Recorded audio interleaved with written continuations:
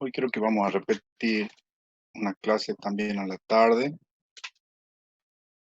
para que sigamos viendo también algo de control y de laboratorio. Pero ahora vamos a aprovechar. La clase pasada habíamos visto voy a poner a grabar.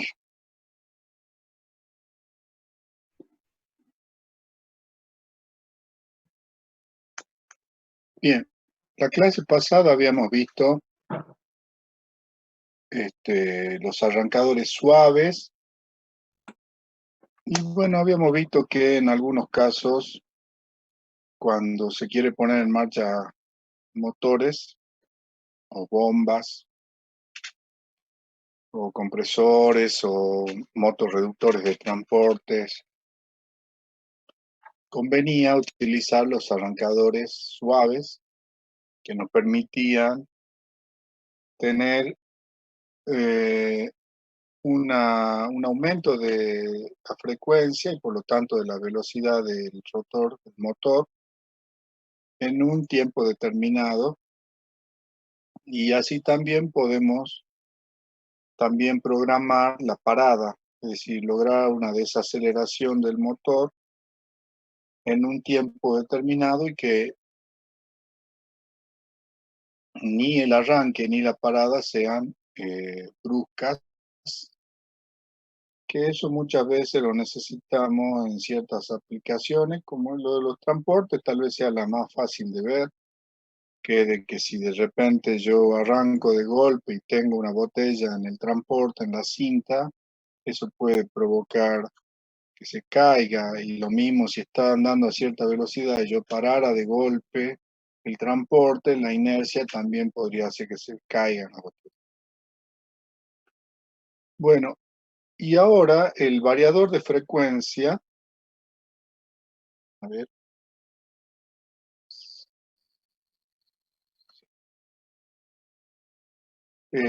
ahora están visualizando ustedes un PDF, ¿no? Sí. Bien. Bueno, este es un apunte de Schneider. Ellos fabrican los variadores de frecuencia altiva. Y bueno, son unos equipos electrónicos que ya, digamos, como que sería el, el dispositivo que tiene mayor complejidad y que permite tener un control sobre el motor, pero con muchísimas variables y, y aplicado principalmente a motores trifásicos, asincrónicos trifásicos, ya que un motor monofásico no se lo puede usar con esto, y en la industria, no sé si lo comentamos en algún momento, pero en la industria nosotros rara vez vamos a usar un motor monofásico, porque una que tiene mayor tamaño, hay mayor consumo, no es tan eficiente. Entonces el motor trifásico, eh, para la misma potencia tenemos menor tamaño, además logramos equilibrar las fases de nuestra red de alimentación, y digamos que se prefiere casi en un 100% o 99% trabajar con motores asincrónicos trifásicos. Entonces de ahí que se haya desarrollado toda una tecnología para el control de los motores trifásicos asíncronos. Entonces, bueno, de ahí tenemos montones de fabricantes: WEC, ABB, Allen Bradley, Schneider, Siemens,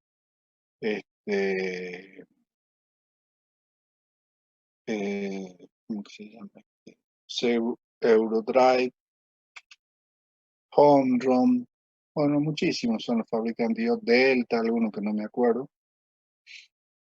Bueno, se aplican si quiero modificar la velocidad de un motor para la aplicación de un transporte, para el encendido de una bomba, para un ascensor, para un elevador. Bueno, en todo momento donde yo quiera ejercer un control de velocidad sobre el motor, aparece un variador de frecuencia. Ya que comparado con el arranque suave, en el arranque suave solamente yo tengo variaciones de la velocidad en el arranque y en la parada, pero una vez que tomo condiciones de funcionamiento en régimen permanente, el arranque suave no modifica la velocidad del motor en su funcionamiento. En cambio, con un variador de frecuencia, yo puedo modificar la frecuencia de la señal de alimentación al motor y por lo tanto puedo modificar su velocidad. O sea, puedo modificar las revoluciones por minuto del eje del motor. Hay en todas las variedades de potencia, desde pequeños motores para, qué sé yo, medio HP, un cuarto, tres cuartos, un HP, y hasta motores de 100 HP, o sea que el desarrollo que hay en cuanto al control de potencia en los variadores de frecuencia es muy, muy amplio.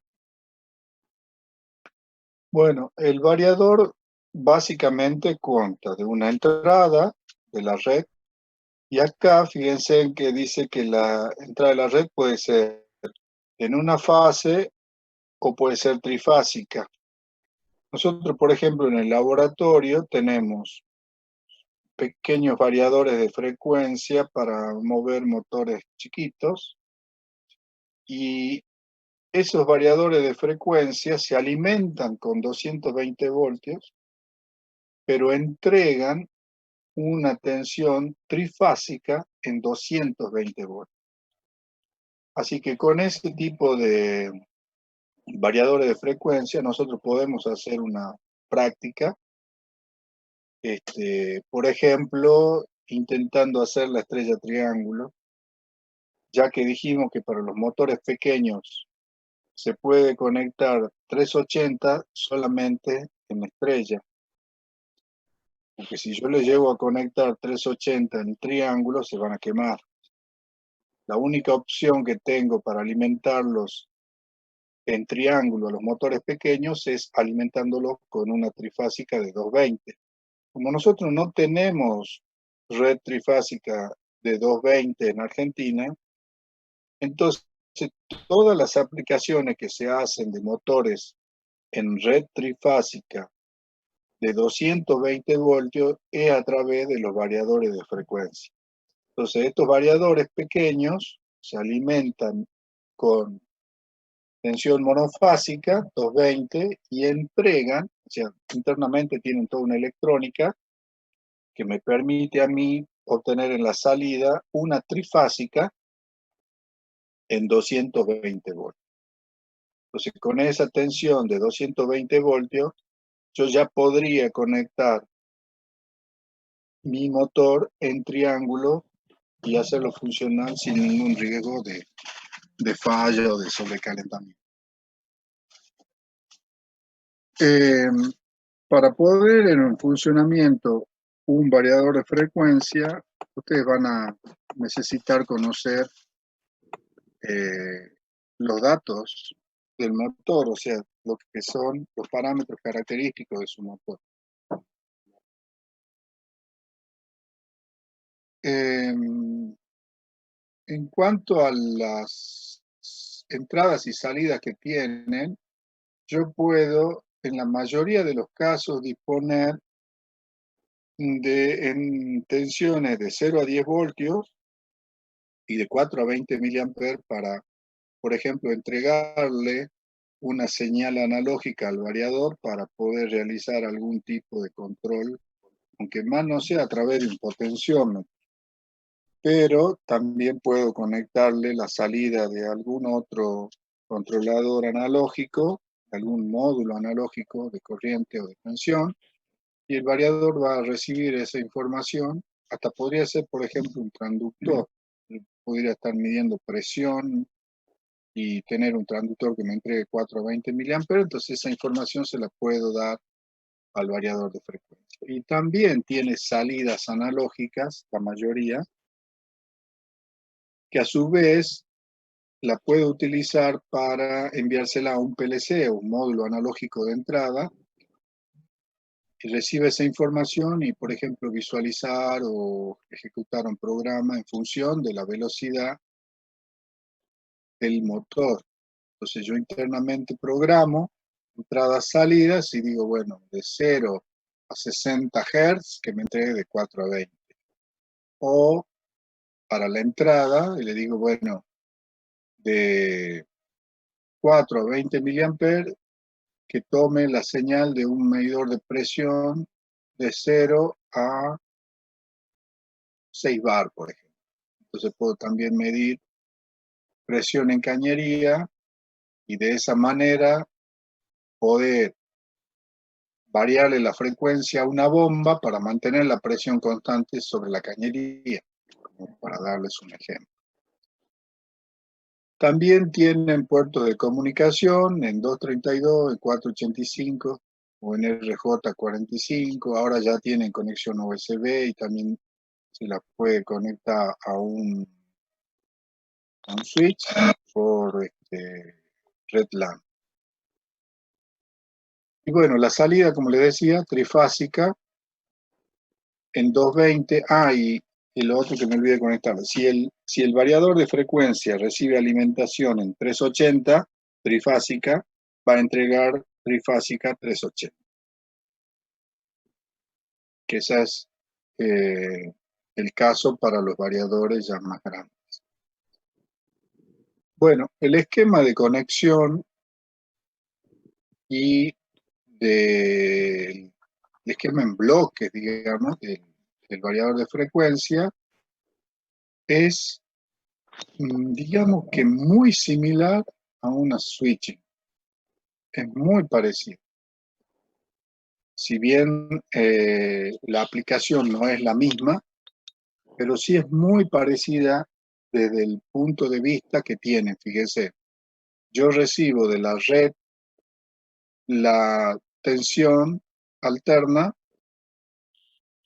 la voy a rectificar, o sea que voy a convertir esa alterna en continua, la voy a filtrar y luego voy a tener un bloque switchado. Generalmente lo hago a mayor frecuencia, así como trabajamos con switching. Y ya sea que tenga puentes de transistores bipolares, puentes de MOSFET o inclusive puentes de IGBT, ya cuando estamos hablando de variadores de frecuencia grandes que manejan motores de potencia, de gran potencia, ahí ya nos vamos a encontrar con que todos los dispositivos de control en general, son IGBT. Y por supuesto, cosa que no la tenemos en la fuente de switching, pero sí en todos los variadores de frecuencia, son una terminal de acceso, digamos, a todo lo que sería la programación del variador. Entonces yo puedo acceder datos, decirle, bueno, cargarle la potencia del motor, la tensión de alimentación, la frecuencia de la red, las revoluciones del motor, el coseno phi del motor, la corriente nominal, o sea, todos los datos propios del motor se los voy a cargar al variador para que el variador, cuando tengamos ese motor conectado, sepa qué es lo que va a controlar. O sea, sabe cuáles son los valores nominales de tensión, de corriente, de potencia, las RPM. Entonces ejecuta un programa de protección a su vez. De repente, si la corriente nominal del motor ha crecido muy por encima, o sea, perdón, la corriente de operación del motor ha crecido muy por encima de los valores nominales, bueno, entonces, pum, va a parar, lo va a proteger y lo va a desconectar, porque sabe que si el motor trabaja con 5 amperes y están circulando 8, 10 amperes, el motor se va a quemar. Entonces el variador es lo suficientemente inteligente para protegerlo.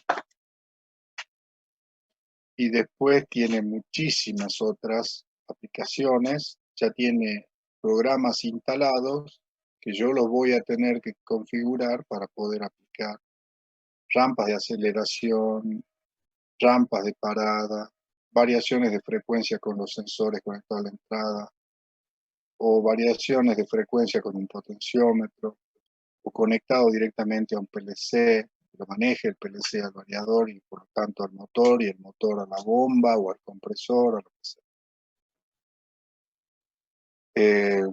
Lo puedo hacer en forma remota también, desde una PC. O sea que el variador ya es una máquina, un equipo bien complejo.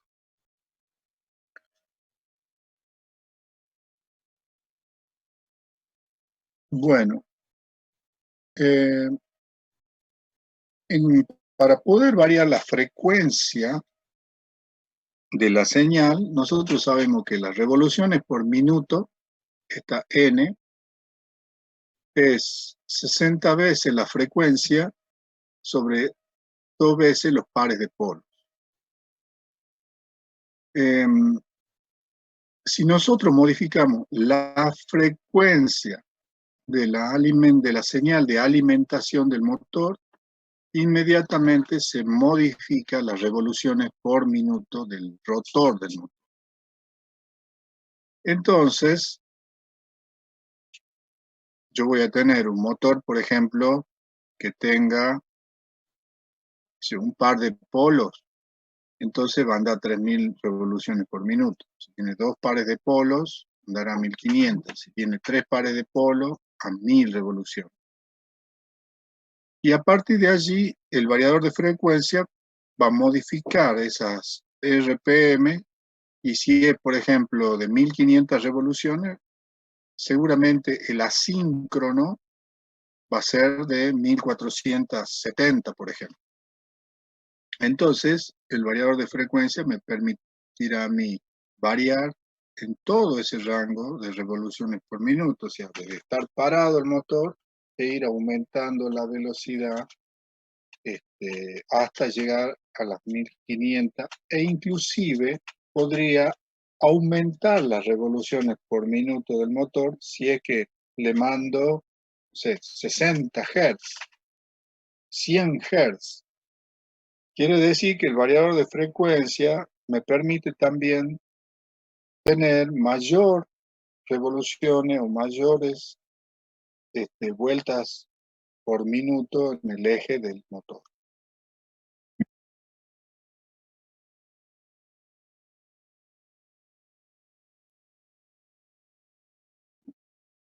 Sí, sí, sí, eso seguramente que sí, porque cuanto yo más velocidad le doy al motor, vamos a ver también que hay, siempre por supuesto hay límites, para todo hay límites, ¿no es cierto?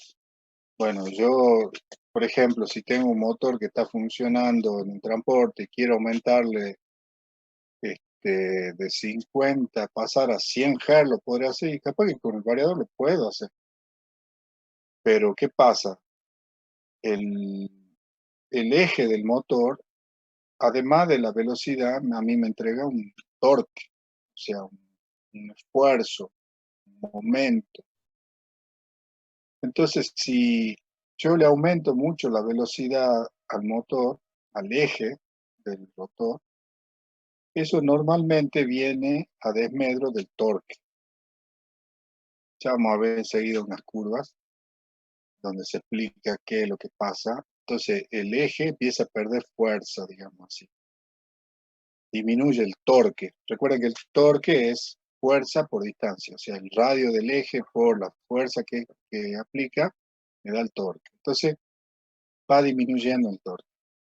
Entonces, si yo al motor ese lo tengo en un transporte, yo voy a seguir aumentando la velocidad, pero va a llegar un momento en el cual el esfuerzo que demanda el transporte no lo va a poder lograr vencer el motor y al final el transporte se me va a frenar o en el peor de los casos se va a parar. Y el motor, por supuesto, va a estar consumiendo y va a estar recalentado. Entonces, es cierto, para todo hay límite. Pero lo cierto es de que yo puedo darle más de 50 Hz, llevarlo a 60, 70, bueno, digamos, hasta el valor de frecuencia que me permita una operación normal, el variador de frecuencia no tendría inconveniente. Ahora,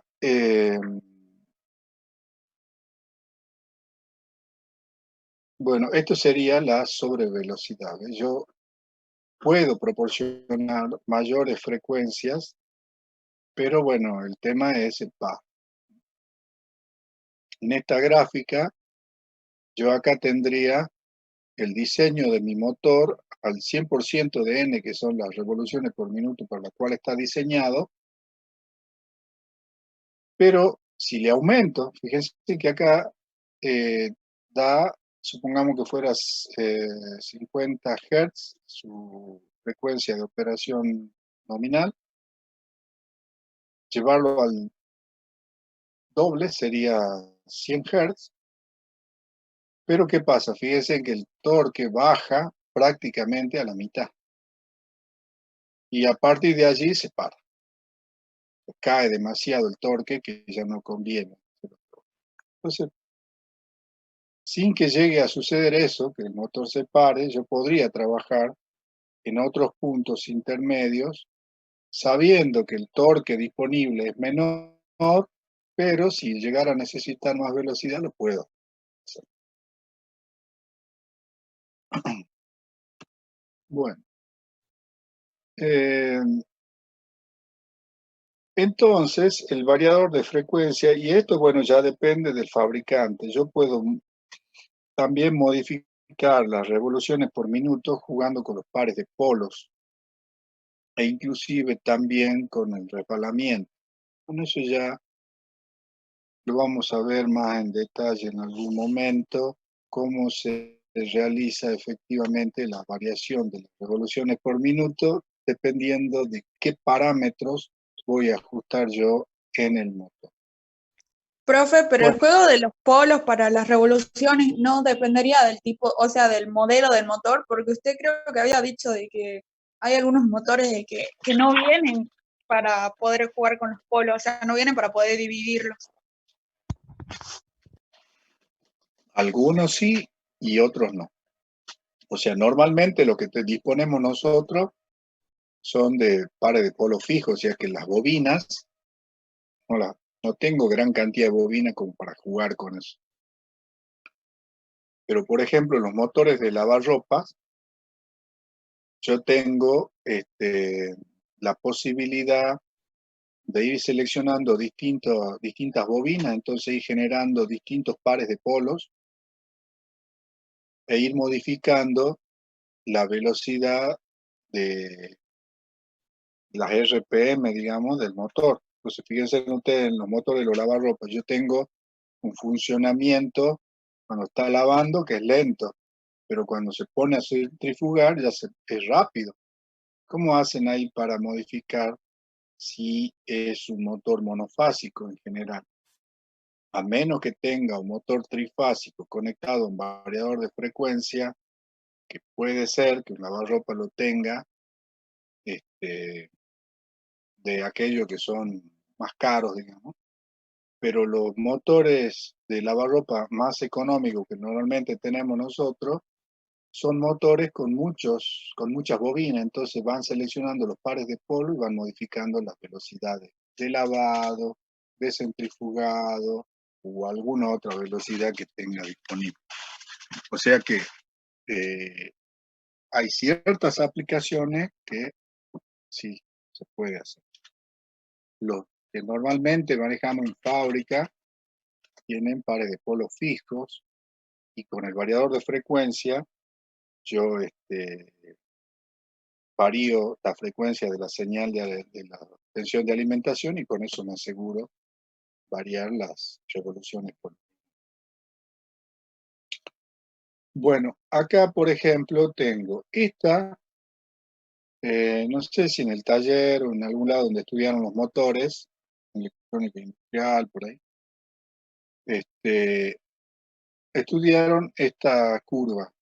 Esta es la curva de operación de un motor. Fíjense que yo tengo en el eje de ordenadas M, que es el par motor, o sea, la fuerza por el radio del eje que me está diciendo cuánto esfuerzo puede hacer el motor. Y en la abscisa tengo N, que son las revoluciones, pero expresada en porcentaje, o sea que me dice que 100% sería la máxima velocidad nominal del motor. Esto en condiciones normales, es decir, cuando yo conecto directamente mi motor, lo hago arrancar. Entonces, los motores tienen un par de arranque importantes para que puedan vencer toda la inercia de tener el motor parado. Entonces ahí se genera un torque que vence la inercia y que, por supuesto, al principio empieza a andar lento hasta que va tomando velocidad. Y una vez que toma velocidad, bueno, el par cae. A medida que sigue aumentando la velocidad, el par vuelve a subir y hay un punto de operación, digamos, que me da el máximo torque, que no es necesariamente el valor de frecuencia, que sería acá en este caso, N representa, si pongámosle el motor es de 1500 revoluciones en el campo magnético rotante, el rotor va a estar girando, pongámosle a 1470. Entonces, las 1500 revoluciones me significaría que el rotor emparejó o se puso en sincronismo con el campo magnético rotante y en ese momento alguna vez explicamos que deja de haber inducción y por lo tanto ahí el motor se frena, se para. Por eso es que ahí el torque cae a cero.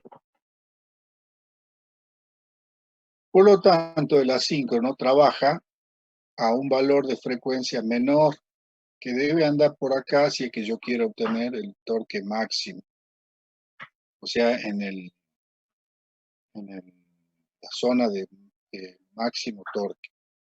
Y de ahí, bueno, nos movemos un poquito para adelante, para atrás, para adelante, para atrás, dependerá el esfuerzo que reciba el motor. Pero normalmente lo hacemos trabajar acá. Ahora, ¿qué pasa si yo le pongo un variador de frecuencia y lo hago trabajar acá hay, por ejemplo, curvas de 12,5, de 25 y de 37,5 Hz. Según la curva de operación del motor cuando arranca y recibe una señal de 50 Hz, ahí en la mitad, digamos, en la parte intermedia de la curva de operación, el torque cae bastante. Entonces, el variador de frecuencia va a tener que generar una electrónica para que, además de hacerlo girar a una determinada velocidad le permita incrementar su torque a los valores nominales, como si el motor estuviera trabajando a 50 Hz. Entonces, el variador de frecuencia sí o sí va a tener que generar una señal que le permita incrementar el torque. Eso posiblemente signifique darle más tensión al motor para incrementarle el torque. Entonces, en el variador de frecuencia, además de modificarle la frecuencia de la señal que se le aplica al motor, es muy probable que también tengamos que jugar con la tensión, porque de un variador de frecuencia yo voy a demandarle que por lo menos el torque no caiga por debajo de los valores nominales, a pesar de que lo hago andar a menor frecuencia. O sea, a pesar de que le estoy pidiendo que ande con menor revoluciones por minuto, le voy a demandar al variador de frecuencia que mantenga el torque. Entonces eso, bueno, lo puede hacer y efectivamente lo hacen. Unos mejores que otros, y ahí vamos a tener dos grandes clasificaciones de variador de frecuencia. Unos se llaman escalares y otros vectoriales. Los escalares son variadores de frecuencia que digamos que modifican el torque, pero tal vez no llega a mantenerse constante a valores nominales. Mientras que los vectoriales tienen un diseño particular y aseguran el torque constante a cualquier velocidad de operación. La diferencia está en el precio, seguramente. Y por lo general, un motor pequeño se lo trabaja con variadores de frecuencia escalares, porque como ahí no se hace tanto esfuerzo, no necesitaría hacer una inversión tan grande. En cambio, en motores grandes, compresores, bombas sumergibles, motores de molino, en industria, a nivel industrial, digamos, estamos manejando potencias grandes y vamos a tener que usar vectoriales. Bueno, ahí está la aceleración que la habíamos analizado también en el arranque suave. El variador de frecuencia también me permite hacerlo, o sea, darle un mínimo y a partir de allí definir un tiempo en el cual va a llegar al 100%. O sea que yo puedo programar en el variador de frecuencia arranque y también parada, si es que quisieran hacerlo andar directamente a 50 Hz.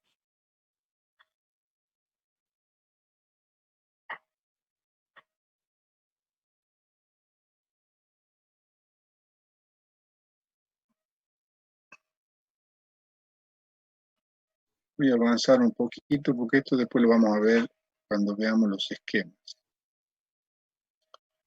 Bueno, este por ejemplo sería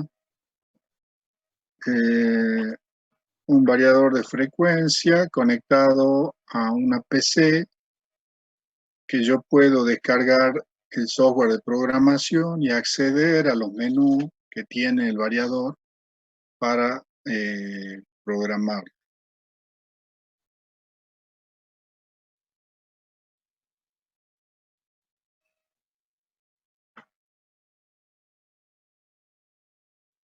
Bien, fíjense en que en el variador de frecuencia, y esta es una de las cosas que los electrónicos debemos tenerlo bien presente, es que yo en la red tengo una senoidal así como la que está punteada acá. Estos son mis 50 Hz, por ejemplo, de la red trifásica. Esta sería una fase. Pero en el variador de frecuencia yo no tengo exactamente la senoidal, sino que tengo esta forma. que es básicamente una modulación de ancho de pulso que se genera, y fíjense, acá se ve la modulación. Tengo 0, pulso chiquito, más grande, menor, menor, menor. Entonces, al modular el ancho del pulso, el valor medio hace de que la tensión vaya creciendo hasta que alcance un valor máximo y después vaya disminuyendo.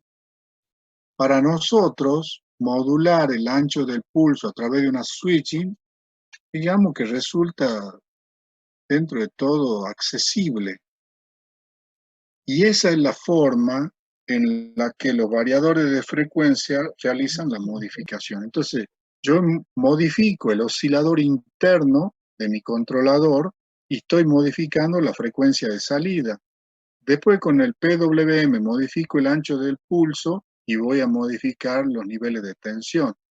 Entonces puedo combinar frecuencia y tensión a través de la modulación del ancho de pulso. Y esa es la forma en que realizan. Fíjense en que acá modifique el ancho de pulso, inmediatamente los niveles de tensión caen. Así que esa es la manera en la cual el variador de frecuencia realiza el control de velocidad. ¿Qué más? Podemos tener también lazo abierto y lazo cerrado. Es decir, yo darle todos los parámetros de mi motor al variador y decirle, mira, esta es la potencia, la corriente, la tensión, la frecuencia, el coseno phi, tiempo de arranque, tiempo de parada, corriente máxima, corriente de operación máxima, corriente corta, todos los parámetros que yo quiera definir o que me defina el fabricante, se los cargo al variador y entonces el variador lo controla y en cuanto detecta un cambio, una variación en alguno de los parámetros, si los puede corregir, lo corrige, por ejemplo, frecuencia, corriente, etcétera, y si no, lo para. Eso sería feed forward, o lazo abierto. Pero también tengo una posibilidad de hacerlo con realimentación en lazo cerrado, en feedback, poniendo un medidor de velocidad. Generalmente usamos un encoder en el eje del motor para que realimente la información al variador y pueda hacer la corrección de la velocidad según un set point o una consigna que nosotros hayamos definido para nuestra operación sobre el motor. O sea que el variador de frecuencia me permite a su vez hacer controles en lazo abierto o en lazo cerrado. Bueno, acá están todas las ventajas, las desventajas. Cuando se quiere hacer en una industria, en una fábrica, se quiere hacer